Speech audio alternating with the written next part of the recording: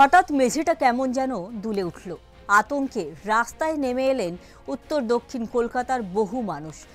শুক্রবার সকাল 10টায় 10 মিনিট নাগাদ শহর জুড়ে টের পাওয়া গেল ভূমিকম্পের কম্পন।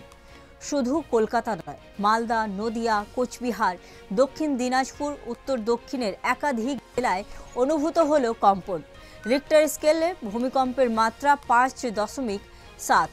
প্রাথমিক তথ্য অনুযায়ী কম্পনের উৎসস্থল বাংলাদেশের টুঙ্গি। ঘরের আলমারির জানলার কাঁচ খানিকটা কেঁপে ওঠায় আতঙ্ক ছড়ালো সাধারণ মানুষের মনে।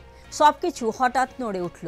তড়িঘড়ি বহুতলের বাসিন্দারা আবাসন ছেড়ে বাইরে বেরিয়ে পড়লেন।